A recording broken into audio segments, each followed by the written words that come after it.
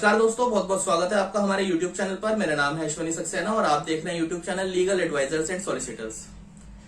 80% maintenance के मामलों में ये प्रॉब्लम जरूर देखने को मिलती है कि मेंटेनेंस को ऑर्डर तो कोर्ट पास कर देती है, लेकिन ऑर्डर पास हो जाने के बाद भी हस्बैंड अपनी वाइफ को मेंटेनेंस नहीं देता। ऑर्डर पास हो जाने के 1 महीने, 2 महीने, 6 महीने, साल बीत जाता है, लेकिन साल भर के बाद भी 1 रुपया हस्बैंड अपनी वाइफ को बतौर मेंटेनेंस नहीं देता। ऐसे में बड़ी मायूसी होने लगती है कि ऑर्डर होने के बाद भी अगर हस्बैंड पैसे नहीं दे रहा तो अब क्या करे और कहां जाए। आज इसी का रास्ता बताने वाला हूं मैं आपको इस वीडियो में कि अगर हस्बैंड के खिलाफ कोर्ट ने ऑर्डर कर दिए कि हस्बैंड वाइफ को मेंटेनेंस देगा और उसके बावजूद भी हस्बैंड मेंटेनेंस नहीं दे रहा तो हमें क्या करना है, कैसे हस्बैंड से मेंटेनेंस लेनी है, आज इस बात को समझ लें इस वीडियो में। तो दोस्तों बने रहिए मेरे साथ। देखिए, कोर्ट के ऑर्डर के बाद भी अगर हस्बैंड मेंटेनेंस नहीं दे रहा तो हमें हाथ पे हाथ रख के नहीं बैठना, हमें इंतजार नहीं करना।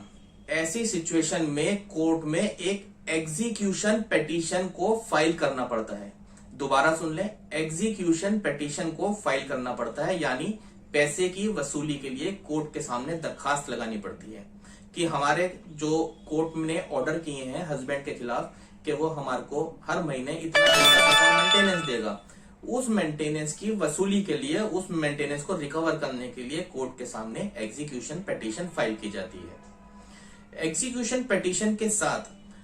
आप अपने हस्बैंड की जितनी भी चल और अचल संपत्ति है, यानी मूवेबल और इमूवेबल प्रॉपर्टीज, जैसे कि हस्बैंड के पास कोई बाइक है, गाड़ी है, बैंक अकाउंट है, या फिर कोई इन्वेस्टमेंट हस्बैंड ने कर रखी है, या कोई एफडी है उसके पास, या किसी दुकान से कोई किराया आता है, या किसी मकान का कोई किराया आता है, या कहीं से कोई एग्रीकल्चरल इनकम आती है, यानी खेतीबाड़ी का कोई पैसा आता है,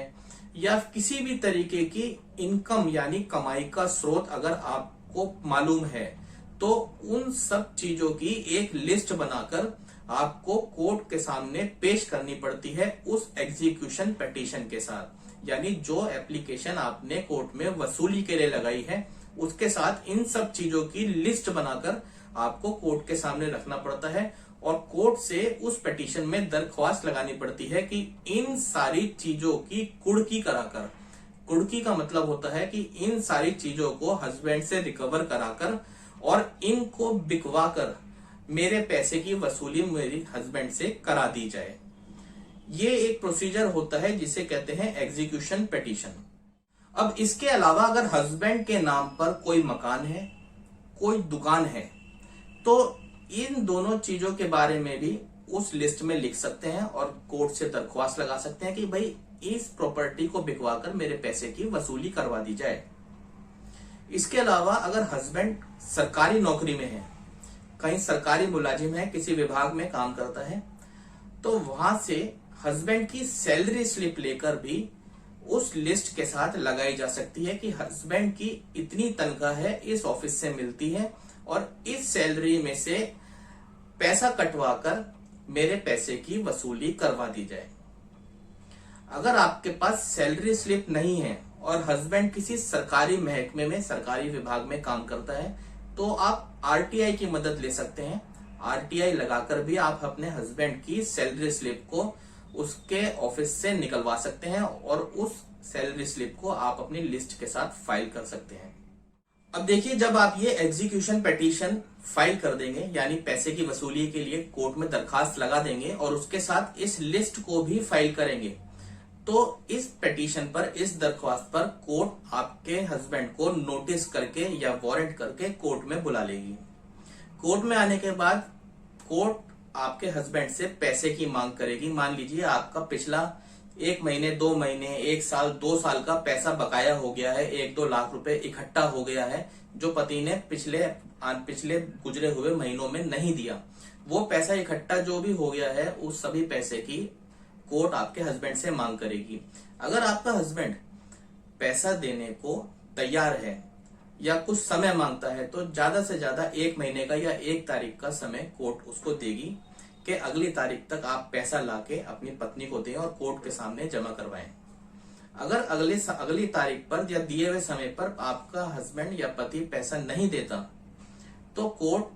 पति को अरेस्ट भी कर सकती है, जेल भेज सकती है, कारावास में भी भेज सकती है। 1 महीने के लिए कारावास में पति को भेजा जा सकता है। अब अगर 1 महीने के लिए पति को कारावास में भेज दिया जाता है और उसके बाद पति वापस आ जाता है, 1 महीने के कारावास के बाद, 1 महीने की जेल के बाद अगर पति आ जाता है और उसके बाद भी अगर पति पैसे नहीं देता, तो जो भी चल अचल संपत्ति की लिस्ट, यानी जो भी सूची चल अचल संपत्ति की आपने लगाई है, उस चल अचल संपत्ति की सूची को ध्यान में रखते हुए कोर्ट कुर्की के ऑर्डर कर देती है कि जो भी पति का सामान इस लिस्ट में लिखा गया है, भले ही वो चल संपत्ति हो या वो अचल संपत्ति हो, यानी मूवेबल या इमूवेबल प्रॉपर्टी हो, इन सभी को जब्त कर लिया जाए, इनकी कुर्की कर ली जाए और उसके बाद इस सभी संपत्ति को सेल करके यानी बिकवा कर पत्नी का जितना भी बकाया रुपया है वो पत्नी को चुका दिया जाए।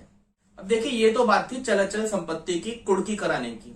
इसके अलावा अगर आपका हस्बैंड किसी सरकारी ऑफिस में काम करता है या फिर किसी प्राइवेट ऑफिस में काम करता है और उस ऑफिस में आपके हस्बैंड की सैलरी स्लिप आती है और उस सैलरी स्लिप को आपने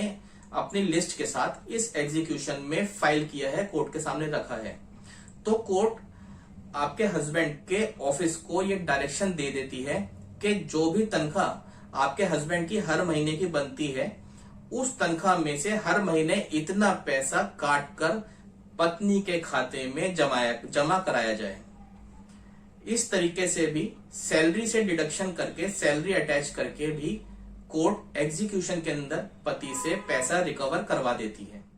अब देखिए, ये तो बात हो गई पति की चल अचल संपत्ति की कुर्की की, या फिर पति की तनख्वाह को जब्त करा के उसमें से पैसा कटवाकर पत्नी को दिलवाने की। पति जेल भी काट आया,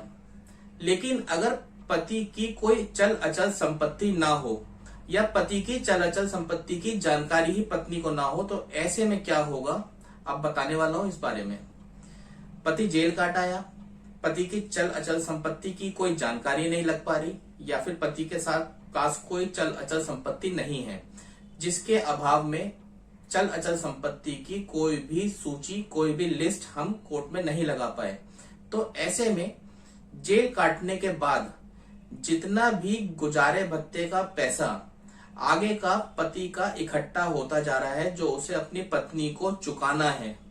उसके लिए पति को दोबारा से जेल जाना पड़ सकता है।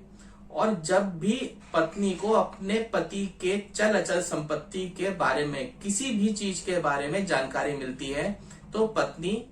उसकी जानकारी एक लिस्ट के तौर पर बनाकर कोर्ट में दाखिल कर सकती है और कोर्ट में उस संपत्ति की जानकारी मिलते ही कोर्ट दोबारा से उस संपत्ति को कुर्की करा लेगी, उसे जब्त कराकर, उसे बिकवाकर पत्नी का बकाया पैसा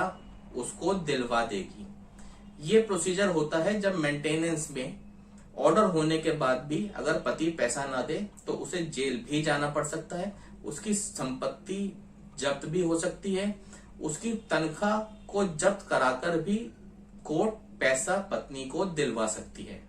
तो दोस्तों, उम्मीद करता हूँ वीडियो आपको पसंद आई होगी, वीडियो के माध्यम से मनचाही जानकारी मिली। अगर आपको वीडियो पसंद आई तो हमारी वीडियो को लाइक, शेयर एंड कमेंट करें, चैनल को सब्सक्राइब करें और बेल आइकन को दबाना ना भूलें, जिससे हमारी वीडियो की नोटिफिकेशन आप व्यूअर्स तक पहुंचती रहे। अगर आपका कोई सवाल है, आपकी कोई क्वेरी है, आप हमें कमेंट सेक्शन में लिखें, आपकी बातों का जवाब देने की पूरी कोशिश करेंगे। इसी के साथ विदा लेता हूं आपसे, अगली वीडियो में बहुत जल्द मिलूंगा आपको। तो दोस्तों, मस्त रहें, स्वस्थ रहें, स्टे सेफ, स्टे अलर्ट, आपका दिन शुभ हो।